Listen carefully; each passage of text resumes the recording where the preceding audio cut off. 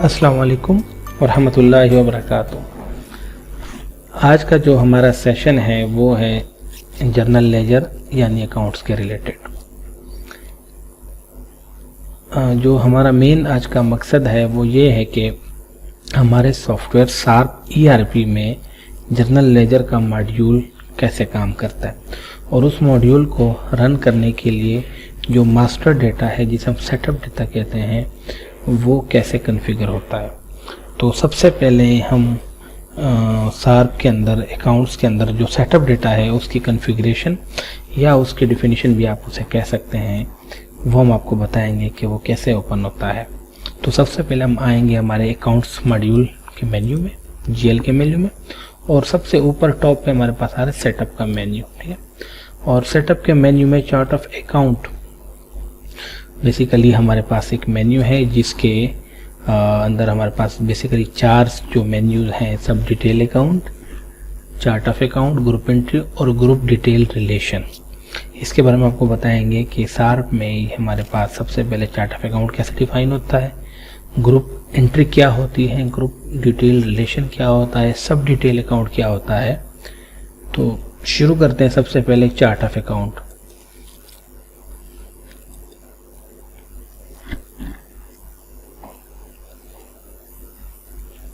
तो ये हमारे पास जो मेन हमारे पास फॉर्म है, विंडो है, जहाँ से हम चार्ट ऑफ अकाउंट डिफाइन भी कर सकते हैं और चार्ट ऑफ अकाउंट को देख भी सकते हैं, ठीक है। बेसिकली ईआरपी में 4 लेवल का चार्ट ऑफ अकाउंट होता है और बास केसेस में 5 लेवल का चार्ट, मैक्सिमम 5 लेवल का। इसका मतलब यह है कि हम अपनी रिक्वायरमेंट और ज़रूरियात के मुताबिक अपने अकाउंट्स को लेवल्स 5 लेवल तक मैक्सिमाइज कर सकते हैं। आप इसे लेवल्स भी कह सकते हैं, ग्रुपिंग भी कह सकते हैं, कैटेगरीज भी कह सकते हैं, ठीक है। और सबसे पहली बात यह कि जहां भी हम अपना सॉफ्टवेयर प्रोवाइड करते हैं तो हम एक स्टैंडर्ड चार्ट ऑफ अकाउंट उनको प्रोवाइड करते हैं, जिस तरह की एक बना हुआ है, सामने आपको नज़र आ रहा है, ठीक है, जिसमें तकरीबन वो सारे हेड्स या वो सारी ग्रुपिंग कैटेगरीज बनी होती हैं जो कि किसी भी बिजनेस को चलाने के लिए चाहिए होती है। और उसके बाद उस चार्ट ऑफ अकाउंट को हर बिजनेस यूज़र अपने मुताबिक उसको मॉडिफाई कर देता है। उसमें कुछ हेड्स कम होते हैं उनको ऐड कर देता है और कुछ हेड अगर ज़्यादा होते हैं तो उनको रिमूव कर देता है या उनको रीनेम कर देता है। तो हम सबसे पहले आपको बताएंगे कि हमारे सिस्टम में नया हेड कैसे डिफाइन होगा। फॉर एग्जांपल मैं एक नया हेड बनाना चाहता हूँ यहाँ पे फिक्स एसेट के नाम से, ठीक है, फिक्स एसेट। तो ये जो सबसे पहले मेन कोड है, ये हमारे 4 कैटेगरीज हैं, मेन कोड, यहाँ पे सब कोड, ये सब कोड यानी तीसरा लेवल, और ये 4th लेवल यानी डीटीएल कोड और एंट्री लेवल कोड, ठीक है। तो हम सबसे पहले क्या करते हैं, जब भी हमको नया हेड डिफाइन करते हैं तो हम सिस्टम में सबसे पहले न्यू का बटन प्रेस करते हैं, तो जो नेक्स्ट ऑटोमेटेड कोड होगा सिस्टम वो खुद आपके सामने ले आता है। इसके बाद हम उसको अकाउंट टाइप बताते हैं। बेसिकली अकाउंट टाइप से मतलब अकाउंटिंग के 5 बेसिक रूल्स हैं या उसकी कैटेगरीज हैं कि जो आप हेड बना रहे हैं, मेन हेड बना रहे हैं, ये किस कैटेगरी से बिलोंग करते हैं। ये एसेट्स है, ई एक्सपेंस से बिलोंग करता है, इनकम से बिलोंग करता है, लाइबिलिटी से बिलोंग करता है, या आपके शेयर एंड कैपिटल से बिलोंग करता है। तो फॉर एग्जाम्पल सबसे पहले मैं एक हेड बनाता हूँ एसेट्स का।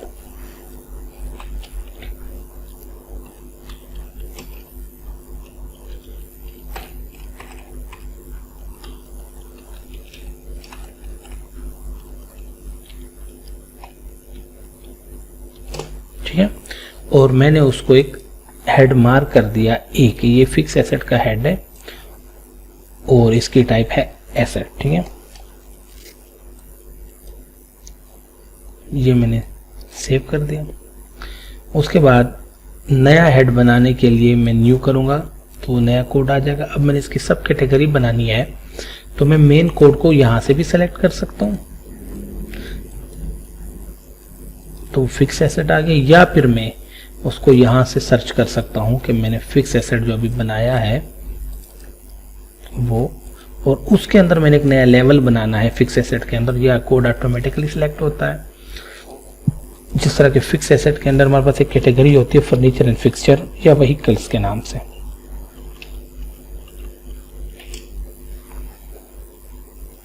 इसको मैंने सेव किया, ये सेव हो गया। अब दोबारा अगर इसी के अंदर में एक नई कैटेगरी बनानी है तो मैं न्यू करूंगा, तो वो क्या करेगा, उसमें दूसरा कोड और नीचे आपने उसका नाम दे देना है फर्नीचर एंड फिक्सचर, फिर आपने उसको सेव करना है और इस तरह आपने चलते जाना है। अब हम इसी को कंटिन्यू करते हैं, जो हमने फिक्स एसेट के अंदर एक कोड बनाया व्हीकल्स के नाम से, ठीक है। अब हम उसके आगे मजीद उसका तीसरा लेवल बनाना चाहते हैं, तो हम यहाँ पे आए। अब इसमें भी दो चीज़ें, हम यहाँ से कोड भी सर्च कर सकते हैं, लेकिन जब कोड ज़्यादा हो जाते हैं तो वो एक मसला हो जाता है आपके लिए। आप कोड डायरेक्ट इंटर भी कर सकते हैं अगर आपको कोड याद है, लेकिन इसका बेहतरीन सोल्यूशन ये कि आप उसको सर्च कर लें। हमने बनाया है व्हीकल्स के नाम से, जैसे ये व्हीकल आ गया आपके पास। अब व्हीकल के अंदर हमने कैटेगरीज सब कोड तीसरा लेवल अभी डिफाइन नहीं किया, तो वो मैं डिफाइन कर लेता हूँ। कार्स, आप अपने बिजनेस नीड्स के मुताबिक अपने लेवल बना सकते हैं इसमें। उसको मैंने सेव किया। इसमें भी सेम वही है कि जो सब कोड ऑटो जनरेटेड है, बाकी उसकी ट्री मेंटेन हो रही है। जो पिछले कोड्स हैं, सबसे पहले मेन कोड था 16, उसके बाद सेकंड लेवल का कोड था 01 और उस पर फिर एक नया लेवल हमारे पास आ गया 01, तो वो कार्स के नाम से फिर मैंने न्यू किया। अब इसके आगे मैं मजीद मोटरसाइकिल भी डिफाइन कर सकता हूँ, ट्रक्स भी डिफाइन करता हूँ, हेवी व्हीकल्स भी कर सकता हूँ। तो अपने बिजनेस नीड्स के मुताबिक मैं अपनी कैटेगरीज डिफाइन कर सकता हूँ। इसी तरह हमने फाइनल लेवल को डिफाइन करने के लिए हम सर्च कोड से भी कर सकते हैं और सर्च भी कर सकते हैं, लेकिन सर्च करना बेहतरीन और वैलिड है। फॉर एग्जाम्पल मैं यहाँ पे लिखता हूँ कार, मैंने एंटर किया। अब ये दोस्त ने एक ऑटोमेटिक कोड सेलेक्ट कर दिया जो हमारा फाइनल कोड होगा। अब इसको भी हम टाइप मार्क कर सकते हैं। अगर आपका जो कोड आप बना रहे हो वो इनमें से किसी स्पेसिफिक अकाउंट टाइप से बिलोंग करता है तो आपने उसे मार्क करना है, ताकि वो जब सिस्टम आगे एंट्री करे तो आपको समझने में आसानी हो, सिस्टम उसको समझ सके कि ये कोड बेसिकली किस नेचर का है और सिस्टम उस कोड के मुताबिक उसको वैलिडेट करे। जिसमें हमारे पास banks, cash, customer, vendor, tax, advance, stock, cost centre, employ, director, L C charges. तो हम इस हेड को मार्क करेंगे स्टॉक, ठीक है। हमने स्टॉक मार्क किया और उसके बाद हमने उसका नाम दिया कि टोयोटा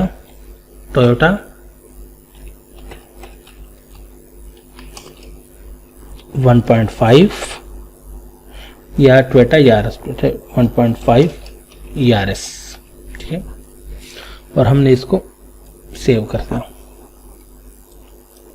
अब हमने इसको स्टॉक मार्क क्यों किया, उसकी भी एक पूरी लॉजिक है। वो ये कि जब भी हम सिस्टम में हमारे पूरे ERP में जब हम कोई चीज़ परचेज करते हैं और परचेज से जब उसका इफेक्ट अकाउंट में आता है तो हम पहले उसको इंटीग्रेट करते हैं कि जब ये आइटम परचेज हो गया है तो जब उसका अकाउंटिंग वोचर बने, परचेज वोचर बने, तो इस हेड को डेबिट करना है। तो वहाँ पे इंटीग्रेशन में सिर्फ वही कोड शो होते हैं जिनको हमने स्टॉक मार्क किया होता है, तो इसलिए इसको मैंने स्टॉक मार्क किया। इस तरह जो बाकी अकाउंट टाइप्स हैं उनके, फॉर एग्जाम्पल बैंक का ये मतलब है, जब मैं बैंक पेमेंट की विंडो में जाता हूँ बैंक पेमेंट करने के लिए, या बैंक रिकन्सिलेशंस की विंडो में जाता हूँ, या कैश एंड बैंक की रिपोर्ट्स में जाता हूँ, तो मेरे पास वही कोड्स आएंगे जिनको मैंने बैंक मार्क किया होगा। अगर मैंने कोई ऐसा कोड सेलेक्ट कर दिया जिसको मैंने बैंक मार्क नहीं किया तो सिस्टम उधर ही मुझे रोकेगा, वैलिडेट करेगा। इसी तरह वेंडर्स के केस में इंटीग्रेशन में और कस्टमर और टैक्स के कोड में, जब मैं अभी हम आपको आगे बताएंगे टैक्स के बारे में, तो टैक्स के केस में वही कोड आएंगे जिनको हमने टैक्स मार्क किया होगा, ठीक। तो ये बेसिकली हमारे 4 लेवल डिफाइन हो गए। और जब मैं इसको रिफ्रेश करता हूँ बेसिकली एंड के ऊपर, तो रिफ्रेश होने के बाद उसने एक नया हेड बना लिया और उसको मैं यहाँ से देखूंगा तो आपको नजर आएगा कि उसके अंदर हमने एक सेकेंड लेवल का हेड बनाया था व्हीकल्स, जिसका कोड 1601। उसके बाद हमने उसी के अंदर एक नया हेड बनाया था कार्स के नाम से 1601 और ये फाइनली हमारा ये एंट्री लेवल का कोड जनरेट हो गया। अब इन किसी भी कोड को हम देख सकते हैं और हम यहाँ से इसकी रिपोर्ट भी निकाल के चेक कर सकते हैं अगर हमारे पास कोड ज़्यादा हैं और हमने 1 बाय 1 चेक नहीं कर सकते, तो हम प्रिंट अकाउंट पर क्लिक करते हैं। तो वहाँ पे हमें बताता है कि आपको किस लेवल का प्रिंट चाहिए, कि पहले लेवल का मेन, दूसरे लेवल का सब, तीसरे लेवल का सब या 4th लेवल का डिटेल, या 5th लेवल का आपको चाहिए, कि 5th लेवल हमने अभी डिफाइन नहीं की ना, हमको लिंक किया, तो हम फिलहाल इसको 4th लेवल तक देखते हैं।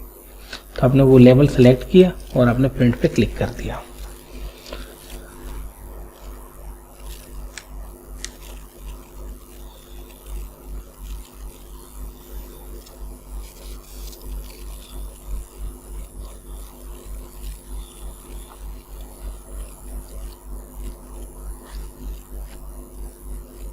तो ये हमारा चार्ट ऑफ अकाउंट का प्रिंट हमारे पास आ गया, जिसमें सारे लेवल्स की डिटेल है, level by level. For example हमने जब लास्ट लेवल डिफाइन किया वो मैं आपको दिखा दूं। आप यहाँ से भी नेक्स्ट पेज पे जा सकते हैं और बाई किसी कोड को सिलेक्ट करके भी आप एंड पे जा सकते हैं। इस तरह मैंने यहाँ पे सिलेक्ट किया लास्ट कोड, फिक्स एसेट, उसके बाद उसके अंदर व्हीकल्स, कार्स और फिर ट्वेटा यार्स। ठीक है, तो आप इसको प्रिंट भी यहाँ से दे सकते हैं और आप इसको एक्सपोर्ट भी कर सकते हैं एक्सेल में, पीडीएफ में। आप नाम देके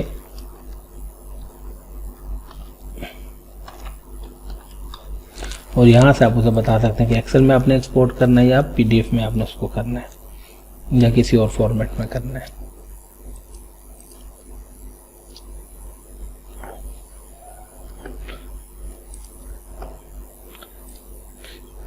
अब ये डिफाइन करने के बाद हमारा जो नेक्स्ट स्टेप है वो है सेटअप के अंदर ही ग्रुपिंग, ग्रुप एंट्री। बेसिकली हमारे सॉफ्टवेयर ERP शार्प में ग्रुपिंग का कॉन्सेप्ट कुछ इस तरह है कि इस तरह के नेचर के चार्ट ऑफ अकाउंट के कोड जो कि आपके चार्ट ऑफ अकाउंट में रिपीट होते हैं, तो उसको रिपीटिशन को बचाने के लिए और बेहतर रिपोर्टिंग के लिए हम उसका ग्रुप बना लेते हैं। फॉर एग्जांपल हम एग्जांपल लेते हैं वेंडर के कोड की। बेसिकली वेंडर का कोड हमारे चार्ट ऑफ अकाउंट में मोर देन 1 टाइम ओपन हो रहा होता है या रिपीट हो रहा होता है। फॉर एग्जांपल जब हमको एक वेंडर डिफाइन करते हैं या एक सप्लायर डिफाइन करते हैं, तो हम सबसे पहले उसको लायबिलिटी में डिफाइन करते हैं कि ये हमारे वेंडर है। उसके बाद उसी कोड को हम सेल टैक्स के अंडर भी डिफाइन करते हैं जब हम उसका सेल टैक्स काटेंगे, और उसको इनकम टैक्स के अंडर भी डिफाइन करते हैं ताकि हम उसको इनकम टैक्स की डिटेल भी रख सकते हैं वेंडर वाइज। तो ये 3 जगह पे तो उसको लाजमी ओपन होना। उसके बाद हम उसको एडवांसेस टू सप्लायर्स में भी हम उसको डिफाइन करते हैं कि अगर हम किसी वेंडर को एडवांस देते हैं तो उसकी एंट्री करने के लिए। तो इस केस में हमारे पास vendor more than 1 time open हो जाता है। अगर हमारे पास इस तरह के बहुत ज़्यादा वेंडर्स हैं तो हम उनको हर जगह रिपीट करते हैं, तो हमारा चार्ट ऑफ अकाउंट बहुत लेंथी हो जाता है और साथ में उसकी रिपोर्टिंग भी बहुत मुश्किल हो जाती है। फॉर एग्जांपल अगर आपको एक वेंडर की कंप्लीट रिपोर्ट चाहिए कि उसको मैंने एडवांस क्या दिया, उसकी लायबिलिटी क्या है, उसका टैक्स कितना काटा, इनकम टैक्स कितना मैंने डिडक्ट किया, तो आपको 4 लेजर निकालने पड़ते हैं। तो उस चीज़ से बचने के लिए हमने सिस्टम में ग्रुपिंग का कॉन्सेप्ट एंटर किया है। ग्रुपिंग से मुराद हम उन चार्ट ऑफ अकाउंट्स के ग्रुप बना लेते हैं जो मोर देन 1 टाइम रिपीट होते हैं। इसमें जो हमारे पास स्टैंडर्ड्स होते हैं वो हैं कोई तकरीबन 5 से 6 ग्रुप, और आप उसको अपनी मर्जी के मुताबिक भी बना सकते हैं। फॉर एग्जांपल वेंडर सप्लायर हमारा एक ग्रुप हो गया। कस्टमर, जिस तरह वेंडर की रिपीटिशन होती है इस तरह कस्टमर की भी रिपीटिशन होती है। इसी तरह बैंक्स के कोड, आपके बैंक्स के कोड भी मोर देन 1 टाइम रिपीट होते हैं। बैंक चार्जेस में भी होते हैं, बैंक मल्टीपल अकाउंट्स के तौर पे भी यूज होते हैं, एसेट्स में भी होते हैं, करंट एसेट में।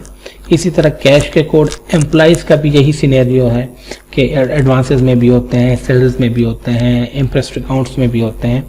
इस तरह व्हीकल्स मोर देन 1 टाइम यूज होते हैं। फॉर एग्जांपल आप व्हीकल का एक ही कोड आपका फ्यूल के लिए भी यूज होगा, वही व्हीकल का कोड आपका रिपेयर मेंटेनेंस के लिए भी होगा, वही व्हीकल का कोड आपका टूर एंड प्लाजा के एक्सपेंस के लिए भी होगा, वही व्हीकल का कोड अगर आपने लीज पे वही गाड़ी ली या बैंक से कोई लेन देन है उसके लिए यूज होगा। तो हम उसको स्टैंडर्ड ये बना लेते हैं। अगर हमने कोई नया बनाना हो, फॉर एग्जांपल मैं अभी आपको एक नया बना के देता हूँ। सबसे पहले हम क्या करते हैं, ये कोड ऑटो जनरेटेड है और आप इसको अपने हिसाब से चेंज भी कर सकते हैं। मैं इसको 50 करता हूँ और मैंने बनाया डायरेक्टर का। आप अपनी मर्जी के मुताबिक, बिजनेस नीड्स के मुताबिक अपने ग्रुपिंग कर सकते हैं। डायरेक्टर्स का मैंने बनाया, सेव किया। सेव के बाद जब मैं न्यू करूंगा तो नया कोड लगेगा। अब डायरेक्टर्स भी हमारे चार्ट ऑफ अकाउंट में मल्टी टाइम यूज हो सकते हैं, रिपीट हो सकते हैं। फॉर एग्जांपल शेयर कैपिटल में, उसके बाद इंटरटेनमेंट में, कहीं पे आप उससे लेन देन कर रहे हैं, लाइबिलिटी में या एडवांस आपने जो भी है, तो आप उसको यूज कर सकते हैं। जब हम ग्रुप बना लेते हैं तो उसके बाद हमारे पास तीसरा जो स्टेप होता है वो होता है ग्रुप रिलेशन। हम सिस्टम को बताते हैं कि ये ग्रुप किस किस मेन कोड के साथ लिंक होगा। फॉर एग्जांपल हम वेंडर के एग्जांपल लेते हैं। यहाँ पे मेरे पास जीटीएल कोड होगा सप्लायर के नाम से,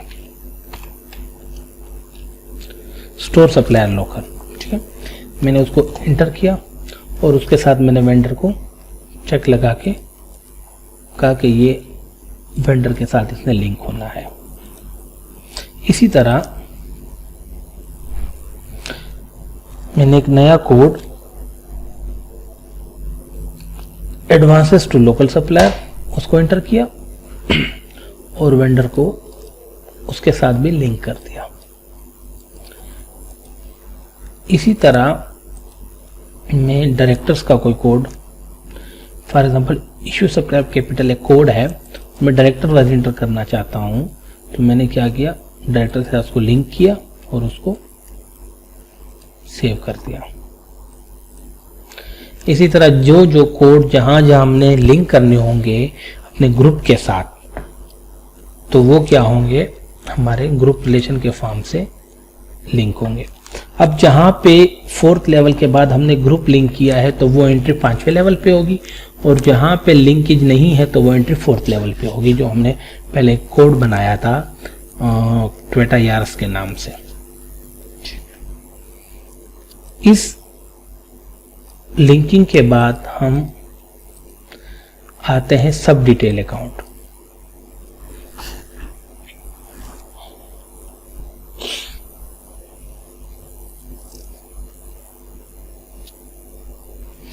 सब डिटेल अकाउंट में हमारे पास वही ग्रुप आ रहे होते हैं जो कि हमने ओपन किए होते हैं ग्रुप एंट्री के फॉर्म से, ठीक है। इसमें वेंडर, सप्लायर, कस्टमर। अब इसके दो तरीके हैं। एक तरीका तो अगर आप हमारा पूरा ERP यूज कर रहे हैं तो हमारे जो वेंडर्स हैं वो आपके प्रोक्योरमेंट मॉड्यूल से ओपन होकर इधर पहुंच जाते हैं, इधर आ जाते हैं। इसी तरह जो आपके कस्टमर्स होते हैं वो आपके सेल्स के मॉड्यूल से आ जाते हैं। सेम इसी तरह एम्प्लॉइज जो होते हैं वो आपके HR और पेरोल के मॉड्यूल से आ जाते हैं। तो अगर अदर देन वहां से आपने कोई इंफॉर्मेशन ओपन नहीं की तो हम उसको यहाँ पे ओपन कर सकते हैं। फॉर एग्जांपल मैं एग्जांपल लूँ कि मैंने बैंक ओपन करने हैं, क्योंकि चार्ट ऑफ अकाउंट में मैंने बैंक का सिर्फ एक कोड ओपन किया था कि बैंक्स करंट अकाउंट के नाम से। अब उसमें मजीद बैंक्स ओपन होने तो वो यहाँ से होंगे, जो ऑलरेडी बैंक ओपन हो चुके हैं यहाँ से उनकी डिटेल आ रही है। अगर आपने कोई नया बैंक ओपन करना है तो आप क्या करते हैं, न्यू, या कोई नया हेड ओपन करना है तो ये कोड ऑटो जनरेटेड है। सब डिटेल कोड ये अपने सीक्वेंस के हिसाब से चलता है। तो हमने जस्ट इसको क्या करना है, बैंक टाइटल देना है। फॉर एग्जाम्पल मैं उसे कहता हूँ कि allied bank limited account number 1 2 3 4 5 6 7, ठीक है। उसके बाद मैं उसका एड्रेस बताता हूँ, फैसल टाउन, सिटी बताता हूँ लाहौर। जो जो आपके पास इंफॉर्मेशन मौजूद है आप इसे दे सकते हैं, और जो नहीं है तो आप उसे स्किप भी कर सकते हैं, ठीक है। ये सारी इंफॉर्मेशन देने के बाद आपने सिंपल क्या करना, उसको करना है सेव। तो सेव होने के बाद जो हमारे 5वें लेवल का चार्ट ऑफ अकाउंट है वो ओपन हो जाता है सिस्टम में, और वो एंट्री के लिए आपको अवेलेबल होता है।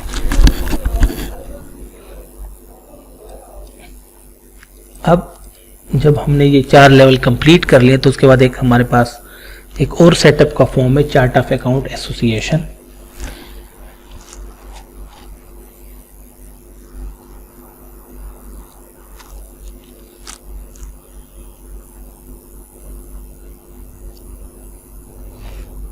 चार्ट ऑफ एसोसिएशन बेसिकली आपको कॉन्सेप्ट बता देता हूँ, फिर मैं उसका ये बताऊंगा कि वर्किंग कैसे करता है। बेसिकली ये कॉन्सेप्ट कुछ इस तरह है कि हम अगर किसी ग्रुप ऑफ कंपनीज में हमारा सॉफ्टवेयर ERP सार्प यूज़ करते हैं या एक कंपनी की मल्टीपल लोकेशंस पे ये सॉफ्टवेयर यूज़ करते हैं, तो बेसिकली उस सिनेरियो में हम ये chart of account association use करते हैं। फॉर एग्जांपल, एक कंपनी है, उसकी 2 लोकेशन है, हेड ऑफिस और साइट। अब सेम ERP हम दोनों जगहों पे यूज़ कर रहे हैं। अब हमारे पास 2 किस्म के कोड्स हैं इसमें। एक वो कोड जो कि हेड ऑफिस में यूज़ होने हैं, उस किस्म के चार्ट ऑफ अकाउंट्स जो हेड ऑफिस में यूज़ होने हैं, और एक वो जो कि सिर्फ साइट पे यूज़ होने हैं। For example, cash in hand head office और कैश इन हैंड साइट। अब यहाँ से हम क्या करते हैं, वो कोड असाइन करते हैं उस लोकेशन को कि जो उधर शो होने हैं। फॉर एग्जांपल, ये सॉफ्टवेयर मैं हेड ऑफिस में यूज़ कर रहा हूँ, तो मैं क्या करता हूँ, सिंपल आ जाता हूँ उस कोड के ऊपर कि कैश के code, this one, cash in bank current account, this one, ये कि अलाइड बैंक या कैश का कोई भी कोड, ये जो अलाइड बैंक है ये सिर्फ एंट्री हेड ऑफिस में होगी। तो मैंने ये कोड सेलेक्ट करके इंपोर्ट कर दिया इस साइड पे, और यहाँ से मैंने लोकेशन सेलेक्ट की थी हेड ऑफिस, और इसको मैंने करके सेव कर दिया। इसका मतलब ये हुआ कि जब भी ये सॉफ्टवेयर हेड ऑफिस की लोकेशन में लॉगिन होगा और वो जब एंट्री करेगा तो उसको अलाइड बैंक का ये जो कोड था, ये जो हेड था, उसको नजर आएगा, वो उसमें एंट्री भी कर सकता है, उसकी रिपोर्ट भी देख सकता है। सेम इसी सिनेरियो में हमने ये कोड फैक्ट्री को असाइन नहीं किया। जब मैं फैक्ट्री को सेलेक्ट करता हूँ साइट को, तो ये कोड हमने उसको असाइन नहीं किया। तो जब सेम हमारे सॉफ्टवेयर में कोई बंदा साइट पे या फैक्ट्री में लॉगिन होगा तो उसको ये कोड नज़र नहीं आ रहा होगा। अब वो डिसीजन आपके बिजनेस नीड का है, बिजनेस नॉलेज का है कि आपने ये कोड वहाँ पे शो करवाना है या नहीं करवाना। अगर एक ही कंपनी है, एक ही लोकेशन है, फिर तो इस फॉर्म को वहाँ पे यूज़ नहीं करते और ये सारे कोड हम वहाँ पे शो करवाते हैं। लेकिन अगर एक ही कंपनी की 2 लोकेशंस हैं या ग्रुप ऑफ कंपनीज हैं, तो हम बेसिकली उन अकाउंट्स को उन लोकेशंस पे रिस्ट्रिक्ट करते हैं या उनको अलाउ करते हैं, वो इस विंडो या इस फॉर्म से करते हैं। चार्ट ऑफ अकाउंट एसोसिएशन से हम उस कोड को एग्जैक्ट सेलेक्ट करके उसको अलाउ करते हैं कि आप इसमें एंट्रीज करें, आप इसी में रिपोर्टिंग चेक कर सकते हैं, या हम उसको अलाउ नहीं करते, उसको पता भी नहीं होता कि कैश इन हैंड या कोई इस तरह का बैंक अकाउंट है जो हेड ऑफिस यूज कर रहा है। अदर सिनेरियो में ये भी कह सकते हैं कि कुछ इस तरह के अकाउंट्स की नेचर होती हैं, अकाउंट्स होते हैं जो कि हेड ऑफिस किसी और लोकेशन पे शो नहीं करवाना चाहता, साइट पे या किसी और जगह, तो वो उसको अपने पास ही रखते, उसको हाइड कर देते हैं, तो वो उनके पास शो होते भी नहीं है, और वो सिर्फ उन्हीं अकाउंट्स में एंट्रीज कर सकते हैं जो आपने उनको अलाउ किए होते हैं। तो ये सारा जो काम है आपने इस विंडो से करना है। इस विंडो का तरीका क्या है कि आपने उस लोकेशन सेलेक्ट करनी है, आपने उस कोड को, जिस तरह भी मैंने फैक्ट्री सेलेक्ट की, मैंने बैंक्स का जो भी एक कोड नया बनाया था उसमें आया ट्री में, ठीक है, यहाँ से, और मैंने ये इसको असाइन कर दिया। तो यहाँ पे जितने भी नए कोड्स होंगे वो सारे इसको असाइन हो जाते हैं। मैं सेलेक्ट ऑल भी कर सकता हूँ अगर मेरे पास सारे मैंने उसको असाइन करने हैं। तो वो बता रहा है कि आपने 10 नए हेड्स बनाए जो आपने उस साइट को असाइन करने हैं। उसके बाद सिंपली मैंने सेव करना है। स्टोरी वगैरह की आपने पहले लोकेशन सेलेक्ट करनी है।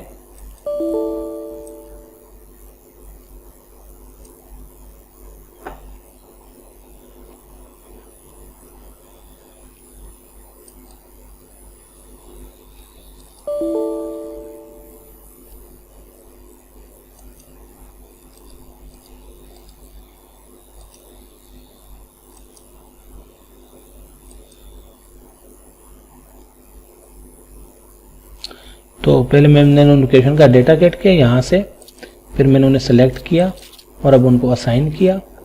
असाइन के बाद मैंने उनको सेव कर दिया।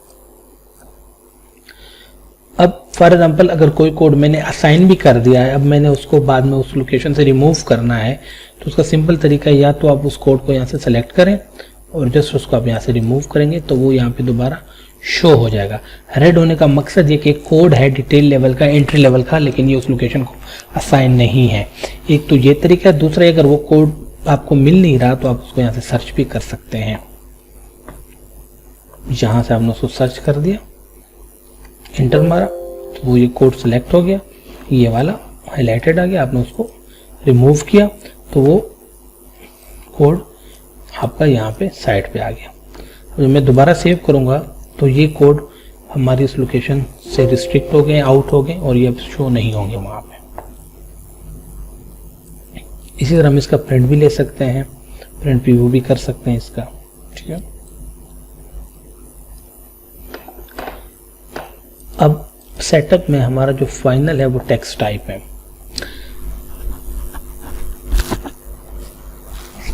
बेसिकली इस फॉर्म का मकसद ये है कि हमारे ERP सॉफ्टवेयर में जितने भी किस्म के टैक्सेस यूज होने हैं एंट्री लेवल पे, जो आपने ऑटो डिडक्ट करने हैं या उनकी रिपोर्टिंग लेनी है, तो हम पहले उसका मास्टर डेटा क्रिएट करते हैं, मतलब उसकी टाइप्स, परसेंटेज वगैरह क्रिएट करते हैं। तो वो हम क्या करते हैं, वो हम इस विंडो या इस फॉर्म से करते हैं। तो जो ऑलरेडी क्रिएटेड है उसकी लिस्ट आ रही है हमारे पास। अगर हम कोई नया क्रिएट करना चाहते हैं तो उसका तरीका क्या होगा कि ये वो है जो ऑलरेडी क्रिएटेड है, ठीक है। अब मैं एक नया हेड टैक्स बनाना चाहता हूँ, सप्लाईज का इनकम टैक्स विदहोल्डिंग जो है, उसके लिए सबसे पहले मुझे क्या करना होगा, न्यू के बाद नया कोड ऑटो आ जाता है। अब मैंने टैक्स टाइप टैक्स 4 सेलेक्ट करना है कि जो मैं टैक्स सिस्टम में ओपन कर रहा हूँ ये किस चीज़ के लिए। ये इनकम टैक्स है, बेसिकली रिसीट टैक्स है जो आपका एडवांस पहले वो काट लेते हैं। ये विदहोल्डिंग है, GST है, जनरल सेल्स टैक्स है, या कोई किसी और टाइप का टैक्स है। तो मैं अभी इनकम टैक्स डिफाइन कर रहा हूँ। तो सबसे पहले उसका एक मैं टाइटल बनाता हूँ, ये अपनी नीड्स के मुताबिक मैं बना सकता हूँ कि सप्लाईज 4%, ताकि मुझे सिलेक्शन में जब मैं यूज़ करूँ तो मुझे आसानी हो, ठीक है। उसके बाद सेकंड लेवल ये है कि ये एक्टिव होगा। जी बिल्कुल ये एक्टिव होगा, मैंने उसे एक्टिव कर दिया है। अब मैं उसको एक कोड लगाऊंगा अकाउंट्स का कि जब भी ये टैक्स हेड में कहीं पे सेलेक्ट करूंगा तो वो इस हेड में उसका इफेक्ट जाएगा। फॉर एग्जांपल ये with holding payable suppliers 153 section को मैंने सेलेक्ट किया, यहाँ पे मैंने उसकी परसेंटेज इंटर की, यहाँ पे मैंने उसका सेक्शन कोड इंटर किया और यहाँ पे कोई उसका सेक्शन AB जो भी है वो मैंने इंटर किया। सेम ये इंफॉर्मेशन मैंने रिपीट करनी है।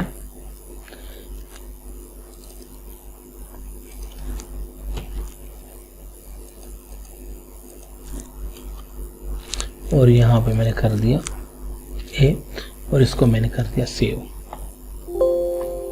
तो ये हमारे पास एक मैंने पेमेंट की पे जो हमारे टैक्स हम काटते हैं वो मैंने एक सप्लाईज का 4% ओपन कर दिया। इसी तरह आप इसमें अपनी नीड्स के मुताबिक जितने भी किस्म के इनकम टैक्सेस हैं, सेल टैक्सेस हैं, विद होल्डिंग टैक्सेस हैं, जो भी हैं आप उसको ओपन कर सकते हैं इस फॉर्म या इस विंडो के थ्रू। तो हमारा सेटअप में तकरीबन यही सारे फॉर्म्स से जो मैंने आपसे डिस्क्राइब किए। इंशाल्लाह अगले सेशन के साथ फिर हाजिर होंगे। अल्लाह हाफ़िज़।